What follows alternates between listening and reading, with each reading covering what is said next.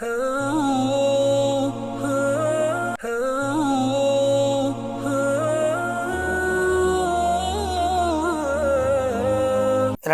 புனித மதீனா முனவராவுடைய ஹுத்பாவை ஹத்தீப் அஹ்மத் தாலி பின் ஹுமைத் ஹஃபிதஹுல்லாஹ் நிறுத்தியிருந்தார். ஹுத்பாவின் தலைப்பு ஏகத்துவத்தின் ஈடேற்றம் என்பதாகும். அல்லாஹ்வை புகழ்ந்து நின்றது குர்ஆனுடைய வசனத்தை ஓதி அல்லாஹ்வை புகழ்ந்து நபிகள் நாயகம் ஸல்லல்லாஹு அலைஹி வஸல்லம் அவர்கள் மீது ஸலவாத்து ஸலாம் சொல்லி தக்வாவை வலியுறுத்தியதன் பின்னால், அல்லாஹ்வுடைய அடியார்களே, அல்லாஹு தஆலா குர்ஆனிலே சொல்கிறான், அல்லாஹ் எல்லா வஸ்துக்களையும் படைக்கக்கூடியவனாகவும் எல்லா வஸ்துக்கள் மீதும் எல்லா வஸ்துக்களையும் பொறுப்பேற்றவனாகவும் இருக்கிறான். வானம் பூமிகளுடைய திறவுகோல் அவனுக்கே சொந்தமானதாகும். அல்லாஹுடைய அத்தாட்சிகளை யாரெல்லாம் நிராகரிப்பார்களோ அவர்கள் தான் நஷ்டவாளிகள். சூரா அஸ்-ஸுமர் 62, 63 வசனங்களை ஓதி அல்லாஹுடைய ஒவ்வொரு படைப்பினங்களும் அவனுடைய கட்டளை பிரகாரம் அவனுடைய கட்டுப்பாட்டிலே இயங்கிக் கொண்டிருக்கின்றன. அவன் எல்லா படைப்பினங்களுடைய செயல்பாடுகளையும் அவன் நன்கு அறிந்தவனாக இருக்கின்றான். அஸ்பாபுகளின் மூலமாக உலகத்தில் எதையும் உருவாக்க முடியாது. மனிதன் செய்கின்ற செயல்பாடுகளினால் உலகத்தில் அவனுக்கு ரிஸ்கை பெற முடியாது. நோய்கள் இன்னும் ஒருவருக்கு தொத்தக்கூடியதாக இல்லை. நிலைமைகள் உலகத்தில் அழிவை ஏற்படுத்தக்கூடியதாக இல்லை. உணவு மனிதனுக்கு சக்தியை கொடுக்கக்கூடியதாக இல்லை. வைத்தியர் நோய்க்கு அதாவது ஷிஃபாவை அளிக்கக்கூடியவராக இல்லை. அதே போன்று எல்லாம் அல்லாஹுடைய நலவோ கெடுதியோ அது அல்லாஹ் மூலமாக நடந்து கொண்டிருக்கிறது. அல்லாஹ்வுடைய அடியார்களே, அல்லாஹு தஆலா சில அஸ்பாபுகளை படைத்திருக்கிறார், சில காரணிகளை அல்லாஹ் படைத்திருக்கிறேன் மனிதர்களுக்கு ரஹ்மத்துக்காகவும்.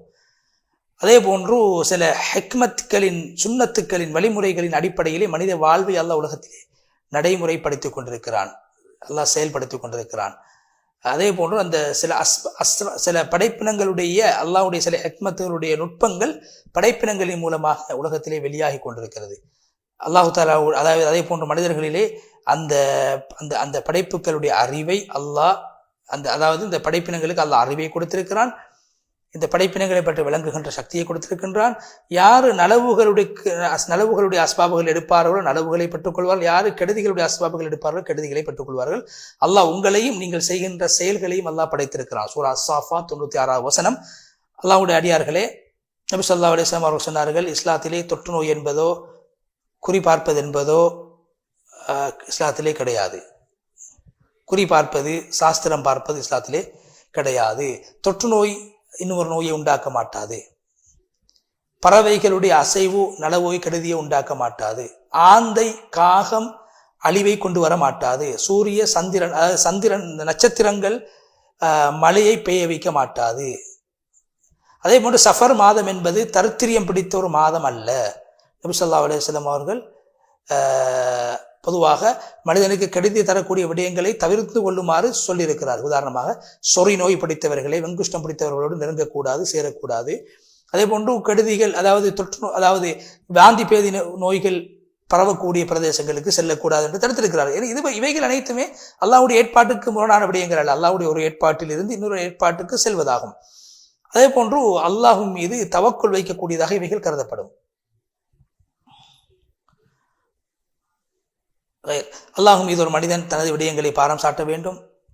நலவு செய்வதாக இருந்தாலும் அல்லாஹ்வுடைய நாட்டம் வேண்டும். கெடுதியை விட்டு பாதுகாக்கப்படுவதாக இருந்தால் அல்லாஹ்வுடைய நாட்டம் வேண்டும். அதுதான் தவக்குலாகும். ஒரு மனிதனுடைய சுவர்க்கத்தில் ஒரு மனிதனுக்கு கிடைக்கக்கூடிய பொக்கிஷம் என்ன தெரியுமா? அந்த அல்லாஹ் மீது அவன் சாட்டக்கூடிய அந்த தவக்குல் என்று சொல்லக்கூடிய தன்மையாகும். எப்போதுமே நபி ஸல்லல்லாஹு அலைஹி வஸல்லம் அவர்கள் சொன்ன அந்த விடயம், அதாவது நலவென்பது மனிதனை நீ செய்யக்கூடிய நலவாகும், கெடுதி என்பது நீ செய்யக்கூடிய கெடுதியாகும். மனிதனுடைய செயல்பாடுகளை வைத்தே உலகத்தின் நலவுகளும் கெடுதிகளும் உண்டாகும் என்று சொல்லி ஹுத்பாவுடைய முதல் பகுதியை விட்டும் ஹத்தீப் அஹ்மத் தாலிப் அவர்கள் விடைபெற்று சென்று இரண்டாவது பகுதியிலே அல்லாஹ்வை புகழ்ந்து நபி ஸல்லல்லாஹு அலைஹி வஸல்லம் அவர்கள் ஸலவாத்து ஸலாம் சொன்னதன் பின்பு அல்லாஹ்வுடைய அடியார்கள் யார் அல்லாஹ்வை கட்டுப்பட்டு தவக்குல் வைப்பார்களோ அல்லாஹ் அவர்களுக்கு நேரான பாதையை காட்டுவான், நேரான விடயங்களை பக்கம் அல்லாஹ் அவரை திசை திருப்புவான். யார் அஸ்பாபுகளின் பக்கம் முழுமையாக சாய்வார்களோ அவர் அந்த அஸ்பாபுகளோடு அல்லாஹ் அவருடைய தேவைகளை சம்பந்தப்படுத்தி வைப்பான். அவருக்கு அவருடைய ஆசைகள் அனைத்தும் பாழாகிவிடும். ஏதாவது ஒன்று அவருக்கு கிடைத்தாலும் அதனுடைய முடிவு மோசமானதாக இருக்கும். எனவே அஸ்பாபுகளை நம்பக்கூடாது, அல்லாஹ்வை தான் நம்ப வேண்டும். அஸ்பாபுகளின் மூலம் உதவி பெறலாம். உலகத்தில் மனிதனுக்கு ஏற்படக்கூடிய சோதனைகள் அனைத்தும் அது பாவங்களின் மூலமாகத்தான் நடந்து கொண்டிருக்கிறது. காலங்களுக்கு எதையும் செய்ய முடியாது. காலங்களை மாற்றுவது, நிலைமைகளை மாற்றுவது மனிதன் செய்கின்ற பாவங்களாகும். நன்மைகளை உண்டாக்கும், பாவங்களை உண்டாக்கும். சூரா அஷூரா 30 வசனத்தில் சொல்றா, ஏதாவது சோதனைகள் உங்களுக்கு ஏற்பட்டால் அது உங்களுடைய கரங்களினால் நீங்கள் தேடிக்கொண்டதாகும். அல்லாஹ் அநேகமான தப்புக்களை மன்னிக்கக்கூடியவனாக இருக்கின்றான். எனவே ஒரு மனிதனுடைய பாவங்களின் மூலமாக ஏற்படக்கூடிய அழிவை தௌபா தான் பாதுகாக்கும். அதே போன்று அல்லாஹ்வை கோபப்படுத்தக்கூடிய விடயங்களின் மூலமாகத்தான் உலகத்திலே கெடுதி உண்டாகும்.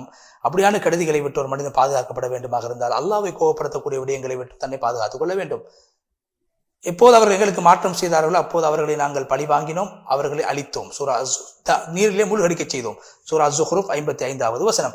அல்லாஹ்வுடைய அடியார்களே, ஒரு மனிதன் அவனுடைய வீடு, அவனுடைய மனைவி, அவனுடைய வாகனம், அவனுடைய தொழில், அவனுடைய நிலைமைகள் சீரில்லாமல் இருப்பது, அவனுடைய பரக்கத்தை அவன் இழந்திருப்பது எல்லாமே பாவங்களின் வெளிப்பாடாகும்.